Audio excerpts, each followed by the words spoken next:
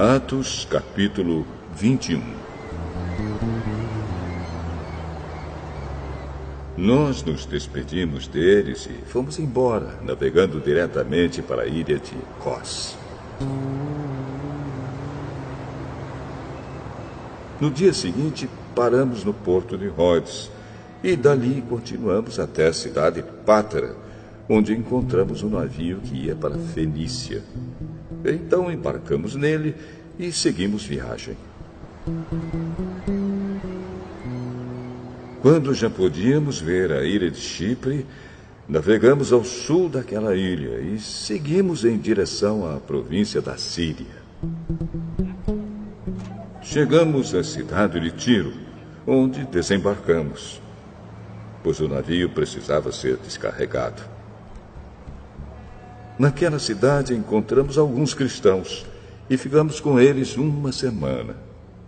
Então, avisados pelo Espírito Santo, eles disseram a Paulo que não fosse para Jerusalém. Mas, quando chegou o dia de irmos embora, nós continuamos a nossa viagem.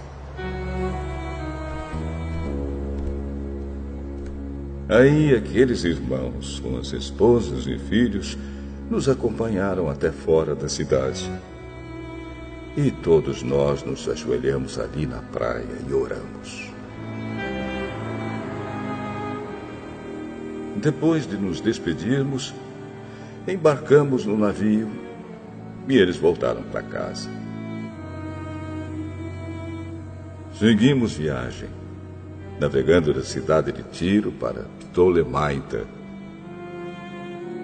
Ali encontramos e cumprimentamos os irmãos e passamos um dia com eles. No dia seguinte partimos e chegamos à cidade de Cesareia. Ali fomos para a casa do evangelista Filipe e ficamos com ele. Filipe era um dos 7 homens que haviam sido escolhidos em Jerusalém. Ele tinha 4 filhas solteiras que profetizavam. Alguns dias depois da nossa chegada, um profeta chamado Ágabo veio da região da Judéia. Ele chegou perto de nós, pegou o cinto de Paulo, amarrou os próprios pés e as próprias mãos e disse: O Espírito Santo diz isto: em Jerusalém, o dono deste cinto será amarrado assim pelos judeus e será entregue nas mãos dos não-judeus. Nós e os irmãos de Cesareia pedimos com insistência a Paulo que não fosse para Jerusalém. Mas ele respondeu: Por que vocês choram assim e me deixam tão triste? Eu estou pronto não somente para ser amarrado, mas até para morrer em Jerusalém pela causa do Senhor Jesus. E não conseguimos convencê-lo. Então desistimos e dissemos: Que seja feita a vontade do Senhor. Depois de passarmos alguns dias ali, juntamos as nossas coisas e fomos para Jerusalém. Alguns irmãos da cidade de Cesareia nos acompanharam e nos levaram à casa onde íamos ficar hospedados. O dono da casa era Menazon, natural da ilha de Chipre. Fazia muito tempo que ele era cristão. Quando chegamos a Jerusalém, os irmãos nos receberam com muita alegria. No dia seguinte, Paulo foi conosco até a casa de Tiago para se encontrar com ele. E todos os presbíteros da igreja estavam presentes ali. Então Paulo os cumprimentou e deu um relatório completo de tudo que Deus tinha feito por meio dele entre os não-judeus.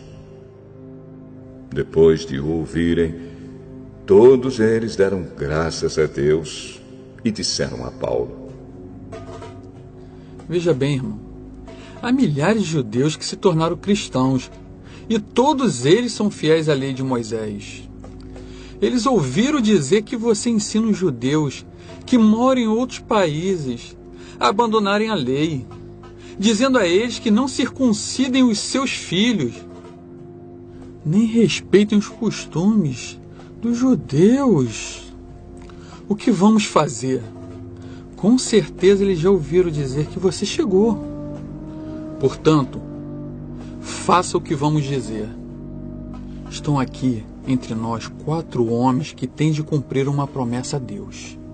Então vá, tome parte com eles na cerimônia de purificação e pague a despesa, para que eles possam rapar a cabeça. Assim, todos saberão que não é verdade o que se diz de você. Pelo contrário, vão ficar sabendo que, de fato, você vive de acordo com a lei de Moisés.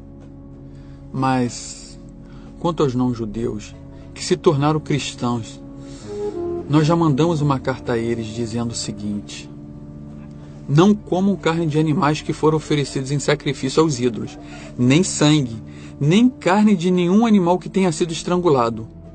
E também não pratiquem imoralidade sexual. Então Paulo falou com os 4 homens e no dia seguinte tomou parte com eles na cerimônia de purificação.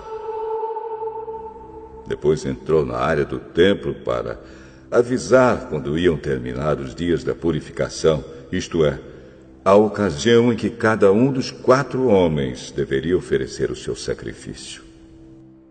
Quando os 7 dias da purificação estavam para acabar, alguns judeus da província da Ásia viram Paulo na área do templo. Então atiçaram a multidão, agarraram Paulo e começaram a gritar: Israelitas, nos ajudem! Este é o homem que vai pelo mundo inteiro falando a todas as pessoas e dizendo mentiras contra o povo de Israel, a lei de Moisés e este templo. E agora, ele está trazendo não-judeus para dentro da área do templo, profanando assim esse lugar santo. Eles disseram isso porque tinham visto Trófimo na cidade com Paulo. E como Trófimo era de Éfeso, pensavam que Paulo o havia levado para dentro da área do templo. A confusão se espalhou por toda a cidade e o povo veio correndo de todos os lados. Eles agarraram Paulo e o arrastaram para fora da área do templo e fecharam os portões. Quando a multidão já ia matar Paulo, o comandante das tropas romanas recebeu a notícia de que toda a cidade de Jerusalém estava em revolta. Então reuniu depressa alguns oficiais e soldados, correu para o meio do povo. Quando a multidão viu o comandante e os soldados, parou logo de bater em Paulo. Aí o comandante chegou perto de Paulo e o prendeu. E mandou amarrá-lo com 2 correntes. Depois perguntou: mas quem é esse homem? O que foi que ele fez? Mas na multidão uns gritavam uma coisa, outros gritavam outra. A desordem era tão grande que o comandante não pôde descobrir o que havia acontecido. Então mandou que os soldados levassem Paulo para dentro da fortaleza. Quando chegaram perto da escada, os soldados tiveram de carregar Paulo por causa da violência da multidão que vinha atrás, gritando: Mata! Mata! Mata! Mata! Quando iam levar Paulo para dentro da fortaleza, ele disse ao comandante: me dê licença para falar uma coisa com o senhor. Você sabe falar grego? Por acaso você é aquele egípcio que algum tempo atrás começou uma revolução e levou 4.000 terroristas armados para o deserto? Eu sou judeu, nascido em Tarso, cidade muito importante da região da Cilícia. Por favor, Me deixe falar com o povo. Então, o comandante deixou. Paulo ficou de pé na escadaria e fez um sinal com a mão para o povo, pedindo silêncio. Quando todos ficaram calados, Paulo começou a falar em hebraico.